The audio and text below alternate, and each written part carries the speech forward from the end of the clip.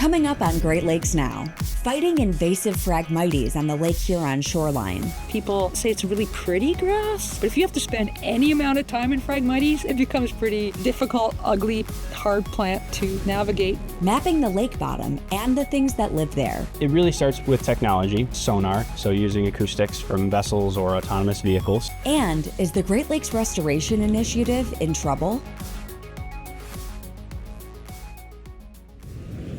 This program was brought to you by the Fred and Barbara Earp Family Foundation, the Charles Stewart Mott Foundation, Richard C. Devereaux Foundation for Energy and Environmental Programs at Detroit PBS, Polk Family Fund, DTE Foundation, and contributions to your PBS station from viewers like you.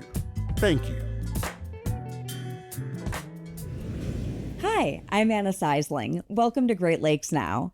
There are over 180 known non-native species in the Great Lakes. Invasive mussels, carp, and lamprey get a lot of attention, but some of the most vexing invaders are plants. Our friends at TVO bring us the story from Ontario's Lake Huron shoreline. Invasive Phragmites, considered one of Ontario's worst invasive species. Unlike their native counterpart, they're aggressive, spreading quickly and densely as many as 200 stems per square meter. Reaching heights of up to 5 meters or 15 feet, this perennial grass has been choking out wetlands across the province for decades.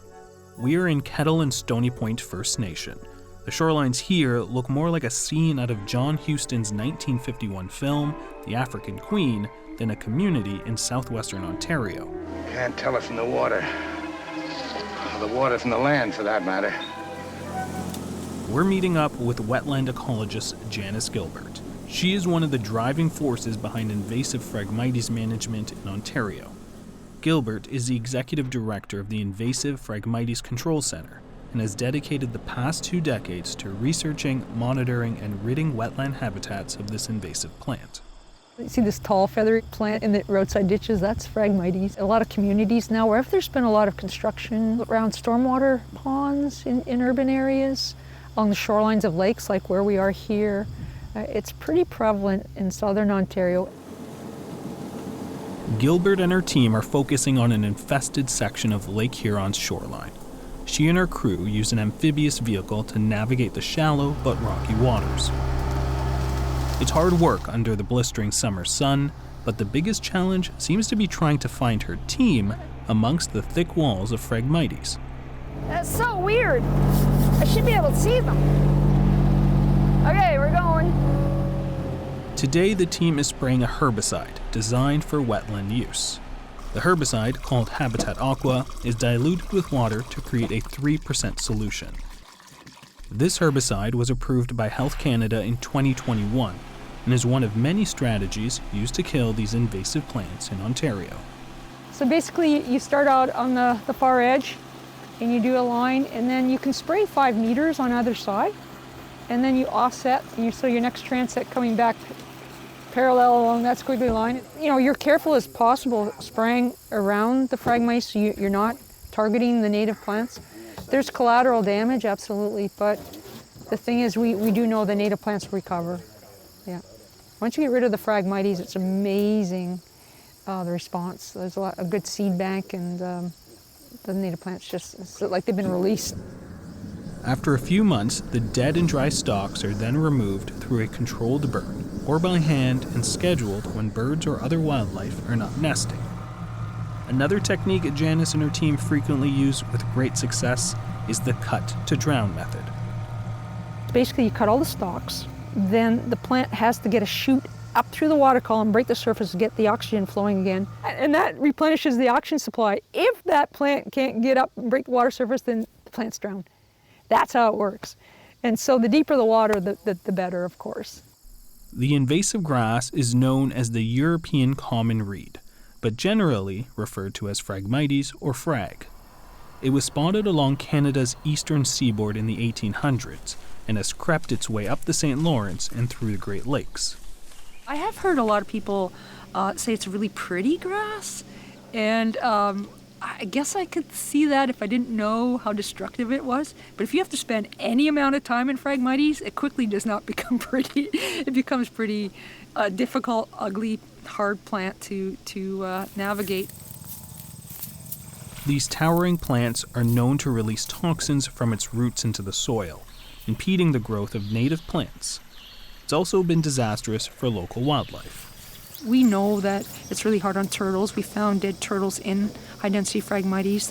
They crawl in and they can't find their way out, and they run out of food source and energy, and eventually they die in there. For birds, again, they'll use the edge of the Phragmites for structure, but once you get into the interior of these large dense cells, there's minimal habitat value for a lot of the wildlife. A quick trip around the vegetation, and it's quite clear how much of a stranglehold the Phragmites has on the wildlife here. This is a dead zone. Birds are far and few between, no buzzing or chirping from insects, just a wall of deafening silence. And what we see above ground is only half the story. Once established, Phragmites roots can spread deep into the ground. So this is what's called a rhizome. So it would be all below the ground, all underneath this thick Phragmites, and dense, thick, tight, going down several meters till it hits bedrock and it can't go any further. You can see the diameter of it, how much oxygen it can hold. You see the roots coming off of it. Invasive Phragmites have touched virtually every community in Ontario, and it's particularly bad for communities along the Great Lakes. It's just kind of overtaken the waterways. 10 years ago, it was still not as bad as it is. We were able to see the water, access the water. Now you have to go through the Phragmites to get there, and you don't see the beauty of the lake. Not only have Phragmites blocked their views, but it's made some access points nearly impassable. The fishermen, they go out regularly. They provide meals for their family, meals for the community. Some of them provide fish to the elders. People from all over come and purchase fish from our fishermen here. So some of them, it's a way to sustain their life. It goes back to our heritage and our culture. We are hunters and fishers. We gather, and one of the it's our lifestyle. And when you see this plant taking over, it takes over our lifestyle. And of course, we're not able to participate in the things that we enjoy and that have been a part of our culture for many years. Dana Lynn Williams is a member of the Aamjiwnaang First Nation and the founder of First Nation Phragmites Control. Word is devastating. It's taking over. It's dense. It's unlike anything that you'll experience. Walking through it, or even an animal having to go through it, is just unbelievable. Williams is working alongside Gilbert to help educate First Nations communities about how to control Phragmites.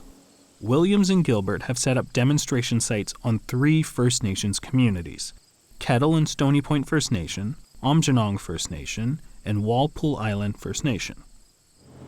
This particular area that we're doing now will either come in and cut down or burn, because you'll see the plants by probably February, March, you'll see that it's dead. Hopefully, as they see what has taken place, and it goes back to the government and financing, if they'll help and kick in and assist us to do more work on the territory to get a lot of this territory looked after. Earlier this year, Ontario announced plans to spend $16 million over the next 3 years fighting invasive species. Much of that money is being spent on a province-wide strategy to fend off Phragmites. We're heading towards Wood Drive, Coastal Meadow Marsh along the Lake Huron shoreline. That is the only area on the Lake Huron shoreline adjacent to a Carolinian forest. So it's a very, very special environment. Nancy Vidler knows all too well the importance of having a well-coordinated plan when it comes to Phragmites control. She and a team of dedicated residents in Lambton Shores have been waging a war with Phragmites since 2009, when the Lambton Shores Phragmites Community Group was formed. Thanks to early intervention, they eliminated Phragmites from a beach in her community of Port Franks, and then to surrounding areas. Oh my gosh! Wonderful, Jan. This is great. I remember vividly one day coming out here and the Phragmites was so high and so dense. It was nearly impossible to walk through it. And yeah, this is just amazing.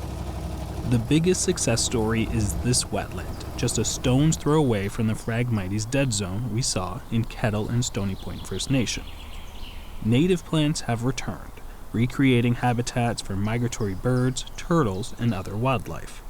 Our whole rationale was we live in an area where recreation and tourism and agriculture are so important, and if this had been left untreated, all three of those things would have been greatly impacted. So then we thought, okay, we've got it under control in Port Franks, but what's happening up the river? We looked and the surrounding areas, because as long as it was there, then we would continue to have a problem. Reclaiming local wetlands is an ongoing labor of love for Vidler's group. They started this restoration project in 2014 with help from Gilbert's team, conservation authorities, all levels of government, civic and corporate donations, plus an army of volunteers who put in well over 10,000 hours. When they first started a decade ago, herbicide use on wetlands was not an available option, which meant removing the Phragmites required getting right in the water and cutting the invasive plant by hand. Experts like Gilbert know there's no silver bullet that would eradicate invasive Phragmites, but is hopeful that over time, with the help of a province-wide effort and continued support from community members like Williams and Vidler, Ontario's wetlands will breathe again. The plant doesn't move. So we have ways of controlling it. And you mentioned that we've been doing this for a number of years, and we have, but it's just been piecemeal work with just a few small groups. I'm so excited now there's a provincial program being rolled out, there's a provincial strategy, there's funding, because without consistent funding and without a good game plan and a lot of community input, we're not going to win the battle. But we are winning it where we have that in place. We have lots of success stories, and so that gives us a lot of hope.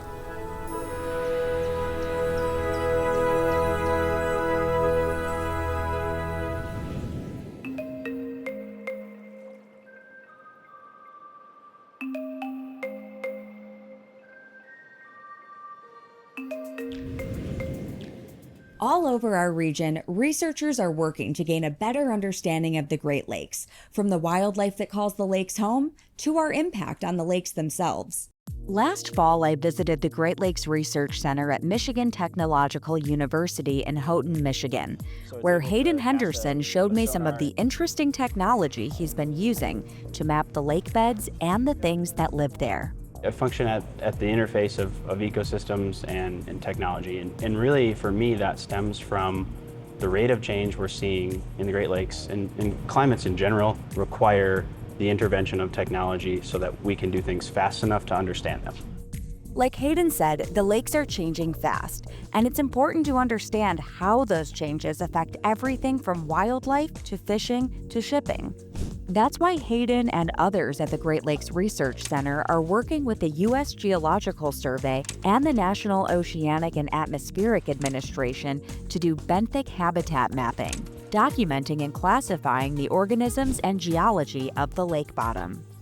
The goal is to create a new map that's less about navigation and more about providing detailed data to fishery managers, hatchery managers, and those tracking the spread of invasive species.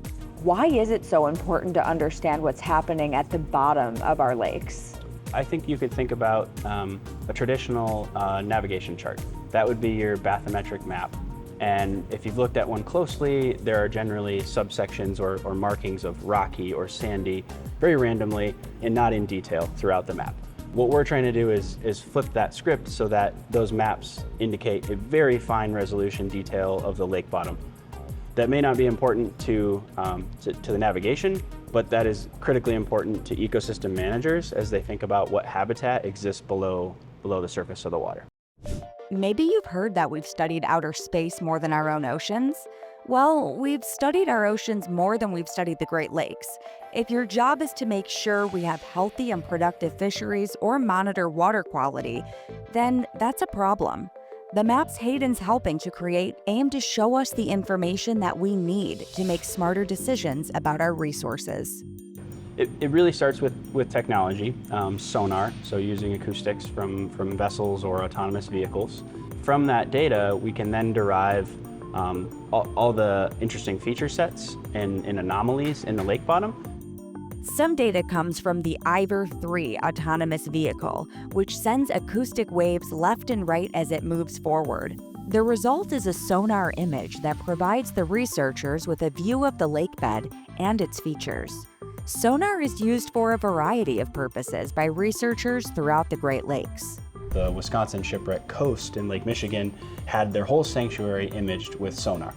And so all of those wrecks, hundreds, are insonified, or sonar images of those features. And so we're able to go investigate them and everything in between.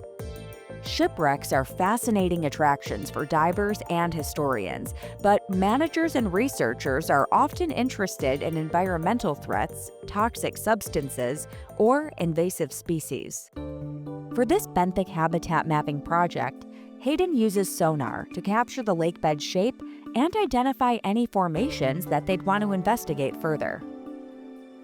Once the sonar images are analyzed, they'll get a closer look at interesting features, often with a remotely operated vehicle, or ROV. It's like an underwater drone with optical cameras, so the researchers can capture images and video of the lake bottom and the organisms that live there.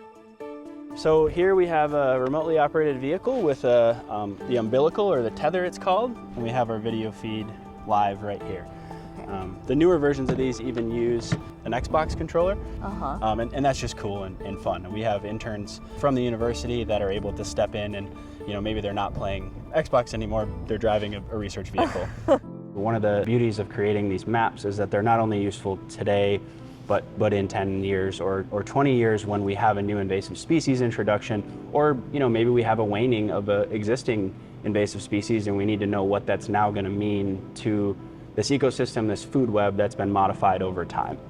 The data and images that the researchers collect live in a map that gives users a glimpse into what's happening at the bottom of the lakes.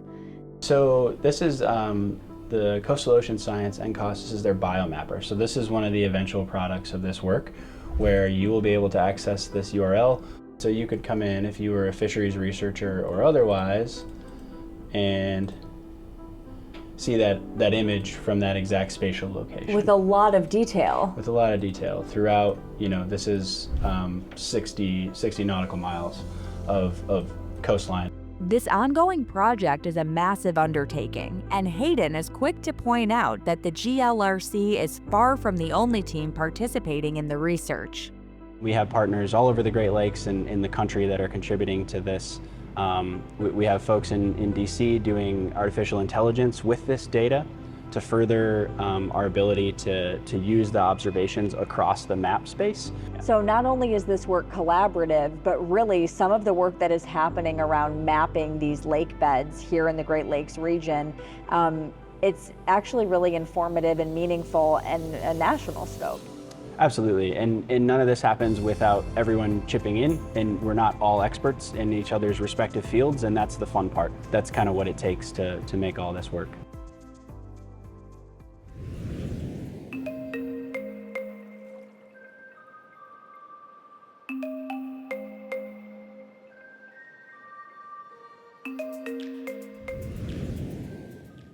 We've been cleaning up the Great Lakes for more than half a century now, and the improvements have been significant. But the possibility of federal funding cuts to U.S. environmental programs has some worried about continued progress. The Great Lakes are the largest system of fresh surface water in the world and a source of drinking water for about 40 million people. But industrial pollution, agricultural runoff, and invasive species have caused big problems. The Great Lakes Restoration Initiative, or GLERI, is one response to those problems, and it's had strong bipartisan support from the beginning. My name is Juan Pablo Ramirez Franco. My name is Izzy Ross. I am a climate solutions reporter at Interlochen Public Radio and with GRIST. Izzy Ross and Juan Pablo Ramirez Franco report on climate for Interlochen Public Radio, WBEZ Chicago, and GRIST. They recently teamed up to cover concerns about the Gleery's future.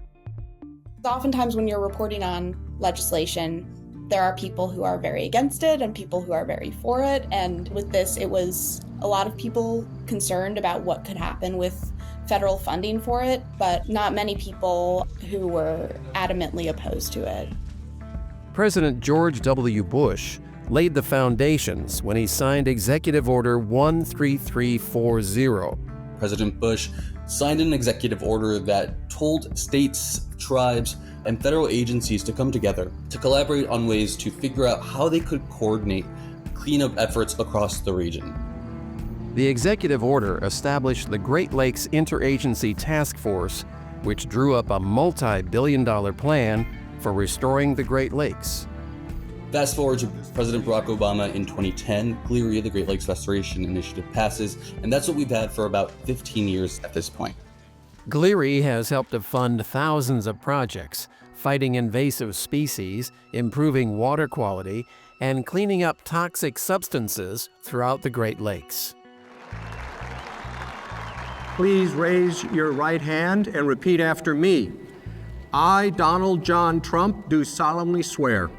I, Donald John Trump, do solemnly swear. But during his first term in office, President Trump proposed budgets 3 years in a row that drastically reduced funding for the GLERI or eliminated it altogether. Each time, Congress rejected those cuts. When President Trump tried to cut funding from the Great Lakes Restoration Initiative in his first term in office, we did see an outcry from Great Lakes lawmakers who did not want to see that funding get cut. Then in 2019, Trump reversed course at a campaign rally in Grand Rapids, Michigan. I support the Great Lakes. Always have. They're beautiful. They're big, very deep. Record deepness, right? And I'm going to get, in honor of my friends, full funding of $300 million for the Great Lakes Restoration Initiative.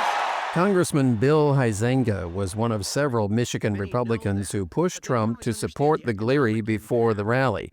He made an economic case for the initiative, as he had before Congress a few months earlier. The Great Lakes Restoration Initiative has a strong track record of success, specifically in West Michigan, where the work to clean up toxic hotspots in areas like Muskegon is estimated to have increased property values by nearly $12 million and generated $1 million in new recreational spending.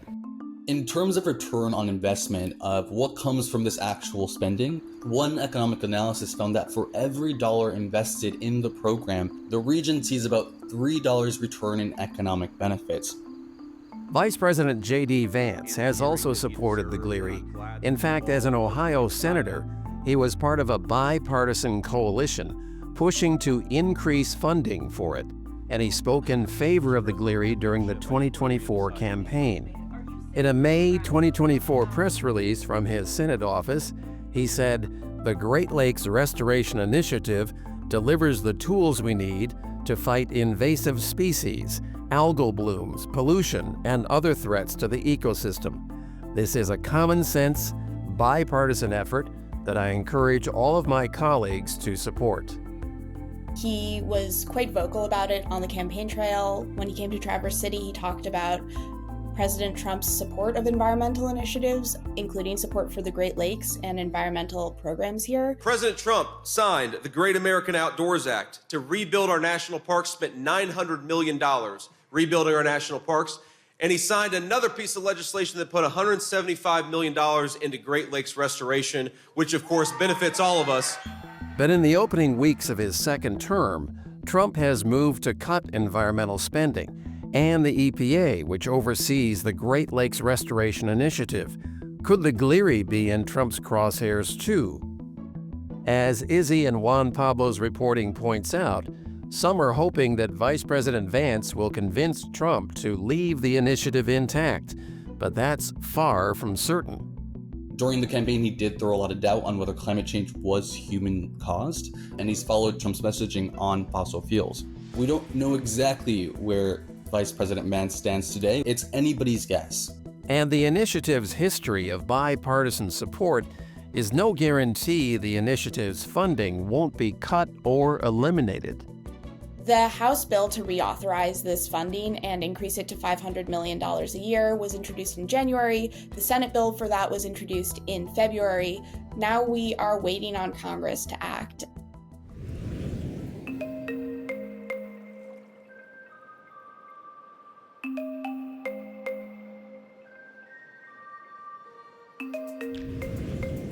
Thanks for watching. For more about any of the stories in this show, visit greatlakesnow.org. When you get there, you can follow us on social media or subscribe to our newsletter to get updates about our work. See you out on the lakes.